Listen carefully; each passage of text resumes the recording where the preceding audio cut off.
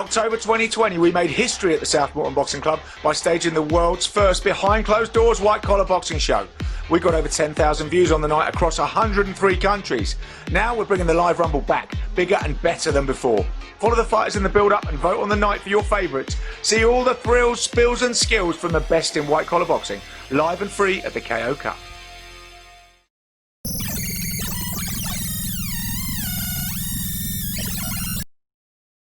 Okay, Peter, so today I just wanted to talk about, the ramifications, the fallout from the fight of the weekend, the Smith-Canelo fight. As you remember, I predicted a Canelo stoppage about round 9 or 10. Obviously, it didn't quite play out like that. It looked like in the 9th round, Joe Gallagher, after a fairly torrid 9th round for Smith, Joe Gallagher sat Smith down and said, "You've got one more round." But Smith, very proud man, very tough man. He saw the fight through, and at the end of those 12 rounds, obviously Canelo was a huge winner. I had it 11 rounds to 1. I think you could make an argument that Smith won 2 rounds. You could also make an argument that Canelo won all 12. It was a masterclass. It was a domination. And the interesting thing is, coming into this fight, a lot of us, people that were making the argument for Smith were justifiably saying, "Have you seen the size of this guy?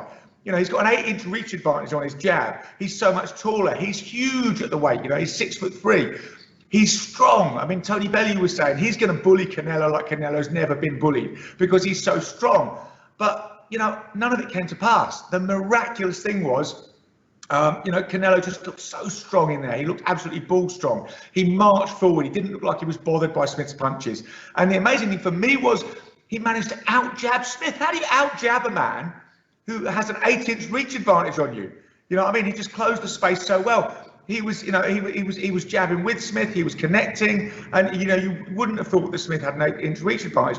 And it's been a strange thing, Peter. It was just making me think these fights at the end of the year have been dominated by the jab, because obviously, we were just talking the other week about how Joe Joyce managed to beat Daniel Dubois using his jab. Arthur's overcame Yard. The unfancied Arthur's using his jab. Errol Spence against Daniel Garcia. The story of that was Errol Spence's southpaw jab, which is what led to that victory against Garcia. So I'm a massive fan of the jab, and it's been the story of the jabs in these last few fights to close out the year. And that was obviously only part of the story. Canelo's amazing head movement, his judgment, his timing, his upper body movement. Defensively, he was brilliant. He looked incredibly strong. He cut the distance with Smith. Didn't let Smith use any of his advantages. And again, we talked about it because we know this.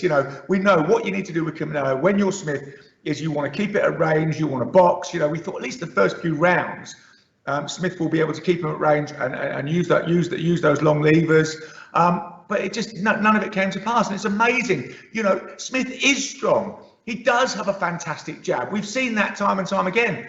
But against Canelo, Canelo just stripped all those assets away. He just takes all that away from you. He does his thing brilliantly, and he stops you doing your thing. And obviously, this fight then makes him a legitimate 4-weight world champion. He went after Smith because he had the Ring Magazine belt and he had the WBA belt, and it also added the WBC belt into the mix. Obviously, a few people argued when he beat Rocky Fielding at super middle for the interim WBA strap, that's not a proper world title. But now he's got that. He's legitimately, a 4-weight world champion. That amazing resume, and it's hard to believe this guy is only 30. And this Christmas, Peter, he sits atop the pound-for-pound tree after that, and there's nobody nipping at his heels. We used to argue about Lomachenko. Now that's over. Obviously, Lopez is in his place, but needs to prove himself. There is no one else up there. He is undoubtedly, after that superb performance, that amazing dismantling of Smith, the unassailed pound-for-pound king. So the question is, where does he go from here, I suppose? Interesting enough, I mentioned Errol Spence's great win against Danny Garcia, another win that rounded out the year. And Spence was in attendance, and Spence is being talked about as a potential future opponent. Now, where they would have that fight, in terms of weight, I don't know. At the post-fight press conference, Canelo was asked, "Are you now going to go to cruiserweight?" And he just said, no, that's too far. So at least there are some limits, although there was footage of him sparring with heavyweights in preparation for this fight, mainly, I think, because Smith is 6'3". It's very difficult to find 6'3" in super middleweights. So he was sparring with heavyweights. But, how far does he go? How strong does he stay? But at least he seemed to put some sort of level on his ambitions there.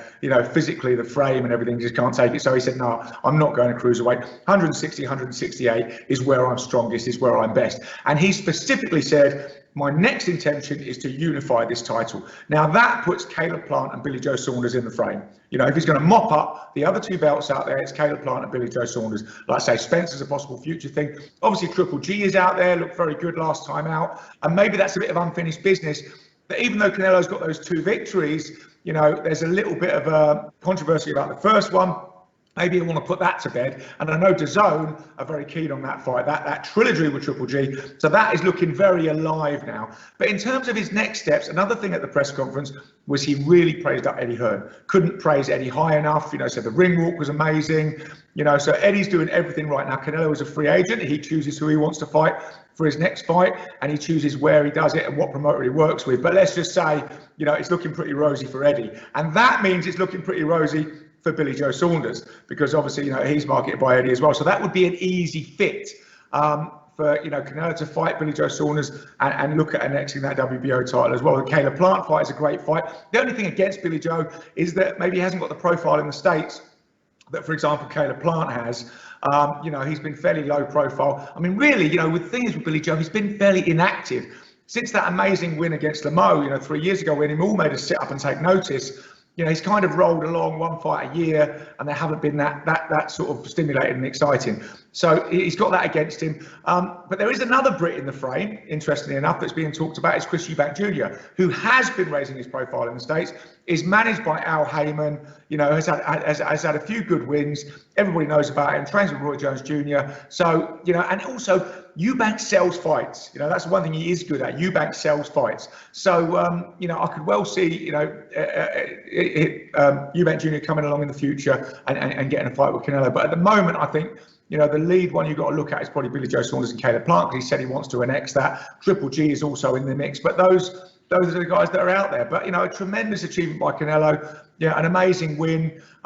You know, he looks like he's entrenched with Eddie Hearn now. So Eddie is, you know, Matchroom USA has got the premier star. So they're doing well. You know, DAZN seem happy. So in a way, all the stuff that we talked about this year, you know, where was Canelo going to go? How long was he going to be on ice for? What were these lawyers going to do to his career? You know, it all looked a bit shaky earlier in the year, but he finishes the year very much on top. Very much the pound-for-pound king, very much the number one. It looks like he's going to clean up in the super middleweight division. You know, whether he'll drop to middle to fight Triple G again, we don't know.